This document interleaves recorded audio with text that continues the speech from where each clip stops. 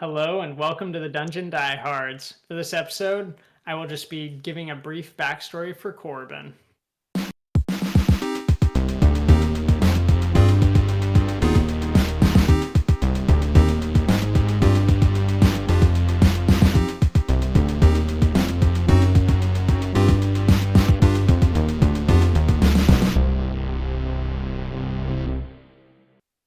Flynn looked at his once favorite dockside distraction with a look of disgust.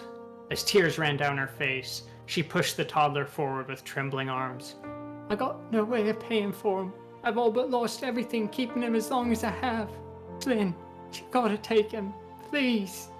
She sobbed while pushing the timid toddler forward. Why didn't you rid us both of this problem when you saw us using a family way? Flynn responded while pointedly ignoring the child. When the sniveling wench did nothing but continue to weep, while covering the bruise slowly revealing itself across her face, Flynn grabbed the boy's arm and forcefully dragged him out of the house.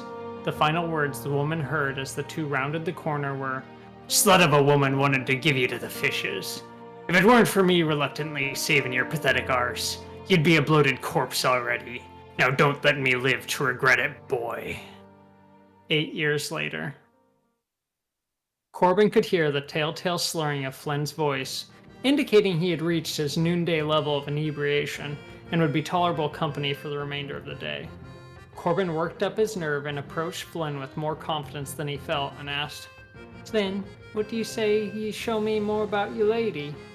Flynn slowly rolled his eyes towards his disappointment of a son before, more swiftly than would have been expected of a man in his state, withdrew his sidearm and began flourishing it about. "Well, lad, I don't just let anyone lay his eyes on my lady. Lucky for ye, I'm feeling generous. So's I'll make ye a deal.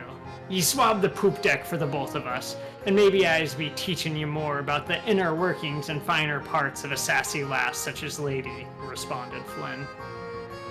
2 hours later. As Corban labored tirelessly, sanding the poop deck of the greasy fleece with his holystone, he could overhear Flynn arguing with the quartermaster. "You've got the luck of Besmar all right, but only I knows the secrets of her heart, and she'll be with me this next round. What do you say? One more hand?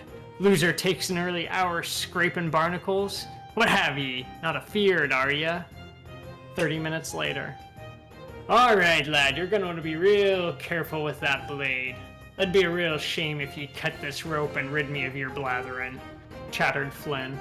Corban squeezed the rope, holding him to the side of the ship with white-knuckled fervor as he slowly creeped closer to the lapping waves slamming against the greasy fleece's hull.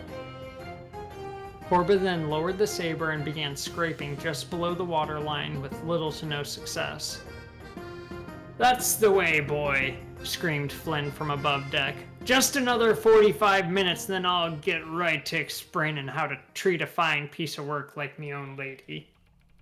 After 30 minutes of fruitlessly gliding the saber across the hull, Corban began to see several large fish with protruding dorsal fins hovering closer than entirely comfortable. "Pull me up! I got company!" Corban screamed while flailing the saber around himself, abandoning any pretense of cleaning the ship. He could hear his father above deck arguing, "Come now, you don't want the boy to become fish food, do ya?" Followed by some muttering, he then heard Flynn once again. "Bad news, lad! Turns out Billy wants all 60 minutes of labor he were promised. Besides, I'm fairly certain them's is just some dolphins appreciating the fine work ye be doing on old greasy fleece. I wish I could do more, but me hands are tied holding this rope, keeping your bony arse out of Davy Jones' locker." 30 minutes later. "You're lucky I was there to shoot one of them toothy, lily-livered, scabby sea bass. I would have sworn them was dolphins," muttered Flynn after hauling Corban back on the deck. Flynn then reminisced to himself, "And right between the eyes, no less. Well, consider that your lesson for the day, lad. This morning has been all too exciting, and has taken its toll on me. Go ask Billy how you can make up for cutting your time short to him. I go rest me head for a minute." Flynn then ducked below deck. 6 years later. The 6 pirates sat around the makeshift table on the deck of the greasy fleece, each covering their die with cupped hands. "You're gonna be a sight for sore eyes, jiggling all that bullet padding around, working with the swabs when you lose this hand, Billy," I say there be 7 4s in this here pile, said Flynn with his customary overconfidence, despite being 3 die down to Billy's clean 5. If ye had half the brain for anything other than them pisters of yours, you'd be captain of the ship instead of me, Flynn. There ain't no 7 4s here, proclaimed Captain Blackberry Billy. As all the men then revealed their hands, the astonished Flynn reluctantly handed over his second to last die, after seeing the sole 4s on the table were from his own hand. Flynn proceeded to lose his last die not 2 rounds later. Damn me own luck. And he'd be gifted in Besmara dragonfish or 2, complained Flynn. As he slowly turned his gaze towards Corban, Corban blurted out, tell you what, Blackberry Billy, if I can't beat you, I'll double your wager, and you'll get 3 hours cleaning from Flynn and I with the swabs. Not only that, but I'll even add her another hook. If ye can beat me with a full hand, then the next time we enter Colossus Bay, I'll swim out and give Carol Baskin a good kiss on the arse. Corban felt pretty clever for gambling away his own time, rather than undoubtedly acquiring Flynn's already lost 3-hour wager. Now perhaps he could beat the crafty captain, and if he lost, he would just work his same 3 hours, and this way he'd force Flynn to work it with him. 10 hands later, Blackberry Billy gregariously laughed as a surly Corban handed his last die over, while glaring down at the captain's still full hand. Ye could really learn more from your old man than how to just aim them pea shooters, lad, said Blackberry Billy between bouts of laughter. 30 minutes later, while leaning back in his chair finishing off his last swig of grog, Corban answered the youth, You raise a valid point. 2 could complete 6 hours of work faster than 1. However, then I be robbing you of an opportunity to learn yourself a valuable lesson of hard work and earning your place here, you sees. The newly acquired cabin boy began sulking under Corban's oversight, and began a counter-argument before seeing the look in Corban's face and realizing it would serve no purpose. Corban then continued, Do you want to fit in and have the rest of the crew think of you as a worthy member aboard this fine vessel? Or do you want us to sell you to the next picaroon knave that we find at port? Now get your back into it, or this be the last favor I does for ya. 1 year later. There be the beauty. They say she be blessed to Besmara to survive this far south. I say she just overfed by the locals and doesn't have much reasoning for leaving these landlubbers.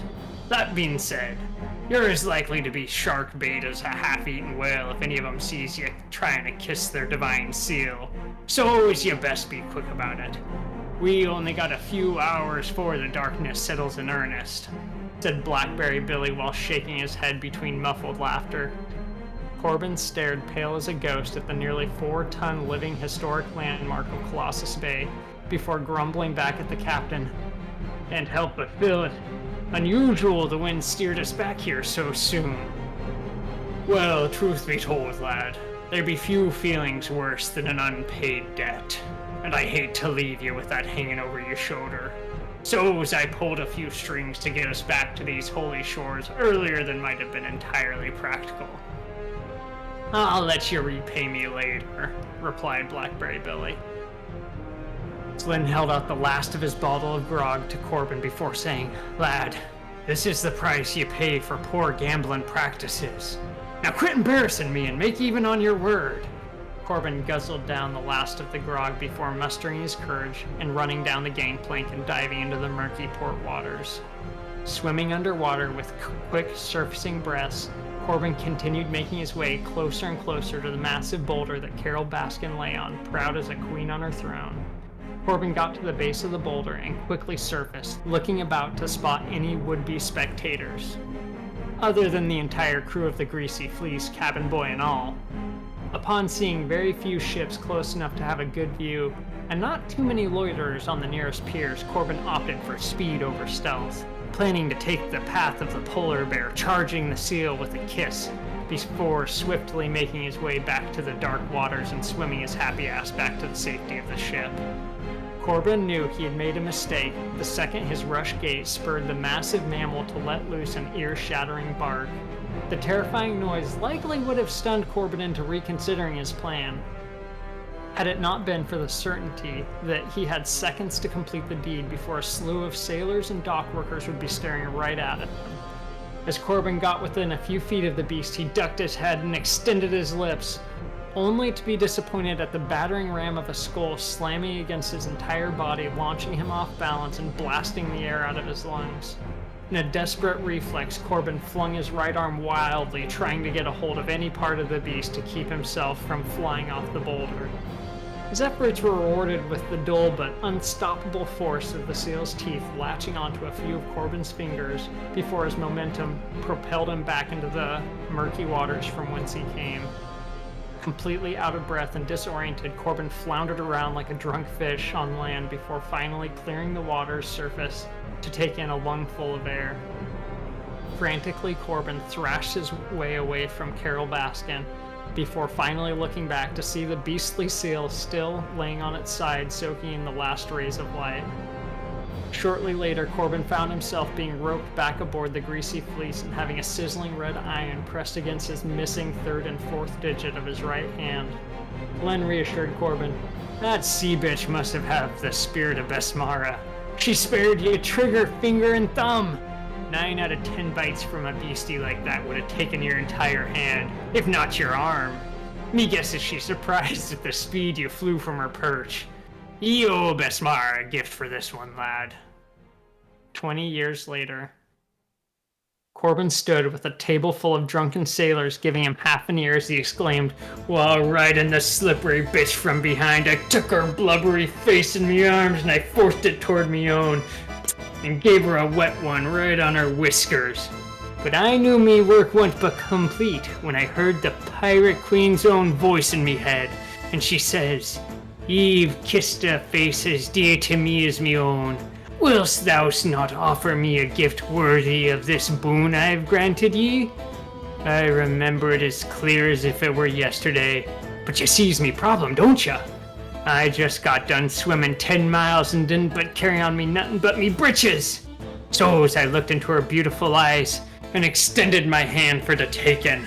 But once again, Besmara showed her greatness by sparing me everything I be needin' to satisfy me birdie here." At that point, Corban reached into his holster, withdrawing the battered pistol, and began caressing the curve of the hilt whilst staring longingly at it. While the pistol looked barely functional, Corban gazed at it as if it were the most precious stone on the sea. It represented a forgotten dream and passion Corban hadn't felt since his youth, admiring his father's skill with such a weapon.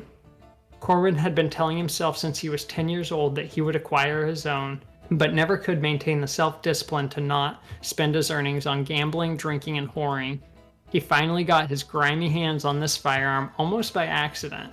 He was hired for a short, one-operation gig aboard the Crooked Arrow to help relieve a wealthy merchant of his hefty cargo. When the pirates overtook the merchant vessel, there happened to be a gunfighter aboard. His firearm misfired, exploding in his hand before being battered out of his grasp by a great club. In exchange for the nearly destroyed weapon, Corban forfeited his share of the plunder. Then, working the craft his father had shown him, was able to get the firearm back into working condition. Well, mostly working, if he knew how to adjust the frizzen after each shot, and also knew to aim a few degrees higher and to the right than an ordinary barrel would suggest. Finishing his dialogue to the barely receptive table, he went on, "Besmara knew even then that one day I'd be needing these fingers for this sweet lass, and wanted to be sure I could treat her with the proper care. Well, me hearties, I can see me tale have left you dumbstruck and out of words, so's I'll be going before you hornswaggle me out of any more of me tales for free. Methinks I best be making my way to the formidable maid, should any of ye be wanting to share a drink later." Corban then made his departure, taking one look behind himself, disappointed at the lack of any followers, before continuing his way with his eyes still resting on his new pistol.